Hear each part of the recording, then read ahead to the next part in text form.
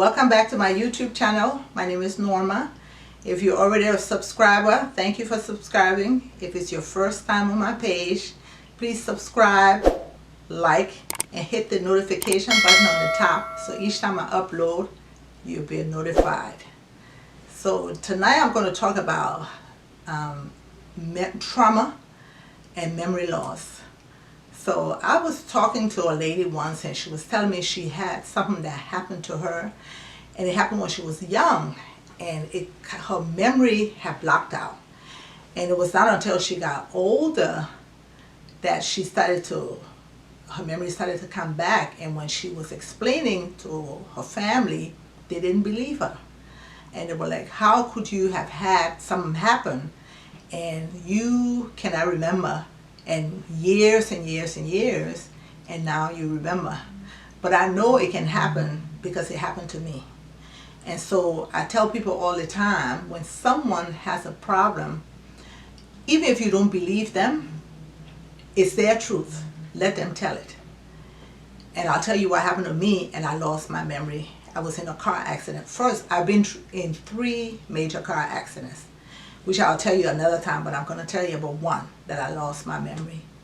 So I was young. It was a Monday morning. I was in Liberia, West Africa. And that night I slept with my mom. And she said she had looked at me. I had braids in my hair, and she looked at me, and I was asleep. She got up early that morning to pray. And she said to herself, it was a lot of braids, that if I did not get up early in the morning, she wouldn't wake me, for them to take the braids and redo my hair. But I woke up early in the morning. So they took the braids out of my hair, did my hair, and we all got ready to go to school. So it was my 2 sisters and my brother. He was going to drop off us to school. And one of my older sister was telling my middle sister that she should wear her gym uniform to go to school. And she said, no, it's not my gym day. So they were going back and forth. We got in the car, and I sat in front.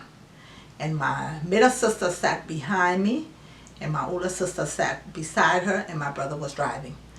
And those days, nobody put on seatbelt. And we got in the car, and we started going. So talking in the car, going to school. And just when we had been maybe away from the house about 20 minutes. And my older sister saw one of my middle sister's classmates standing on the road with her gym uniform. And she said to my sister, look, I told you it was the day for you to wear your gym uniform. And we all turned. And like I said, I was talking when it happened. And when we turned, my brother didn't turn, but we did. And there's a bus just flipped right in front of him, made a U-turn in front of him. My brother just slammed right into the bus. My sister that was behind me flew through the windshield and ended up on the hood of the car. He broke the steering wheel with his chest.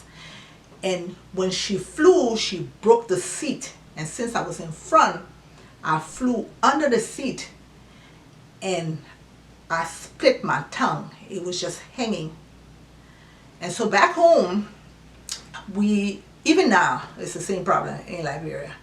If something happens, there's accidents or whatever, people don't wait for the ambulance because we don't have that many, and if you wait, you might die. So people just grab you, and the first taxi or first car, they put you in and they rush you to the hospital.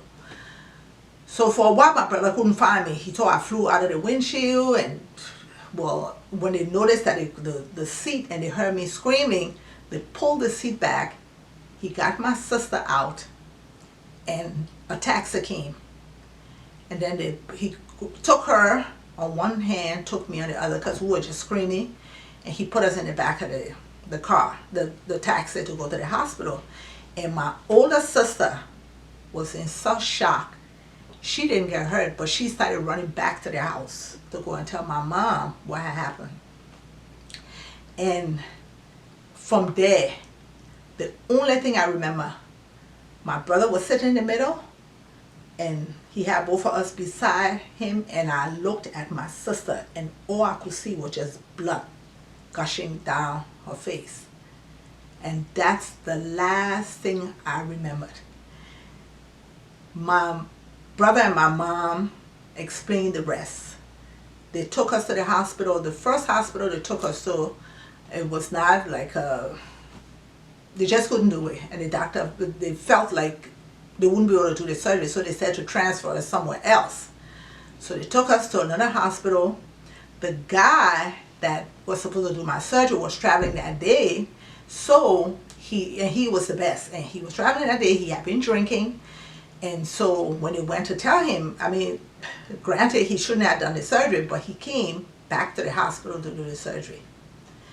I had the surgery. My sister had the surgery on her face and her eye, and I had the surgery. I was all bruised up, according to my mom, and my brother all banged up. They stitched my tongue up, and my mom said by the next day, my tongue was about 3 times the size out of my mouth. I stayed in the hospital for over 3 weeks. Then they brought me, after I could try to eat a little bit, they brought me home to eat soft stuff.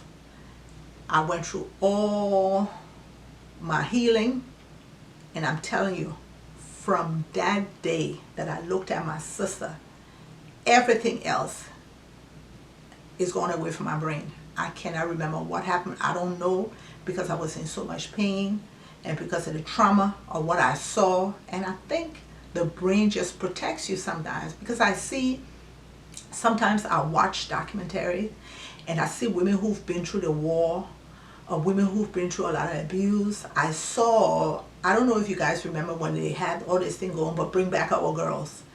And so you had these, they call them Boko Haram, like terrorists had gone and taken all these girls from the school, and they had just done so many evil things to them. They sold them out, and one of the girls, they found her, and they did a story on her.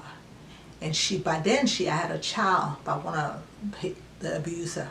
And so they arrested him when they found him, and they had put him in jail. And she was crying because she wanted her husband back. And most times people will say, why would she want to do that? The guy abused her, the guy did this. But I think within her brain, maybe she felt like, oh, he's my protector, and so that's why I want him back. I've seen women that have been abused through the civil war we had in my country, and when they talk and they explain it, you don't see them. You would think they would be crying and screaming, and they're just explaining, and you're thinking like, wow, how can they explain? But I think the brain just tries to cope with all the trauma that somebody has been through. So I'm a witness of what can happen, and maybe your brain just decide that the trauma is just too much and will just black it out. So I'm saying this to say, when people tell you, sometimes you just have to believe them. You know, most times, why would people want to lie and say this happened, that happened? And I couldn't remember when it first happened, but now I can remember. I think I'm fortunate that it went away, and that memory has never come back, because it was, like I said, my tongue was hanging out of my mouth, and I was all banged up, all bruised up, all the surgeries, my tongue, I couldn't eat, and I think the brain just couldn't handle it. And so that's my story. And the next time I'll be back, and I'll tell you about the other 2 accidents that were in and what it has caused me. So, like I said, like, subscribe, and hit the notification button, and I'll talk to you later. Bye-bye.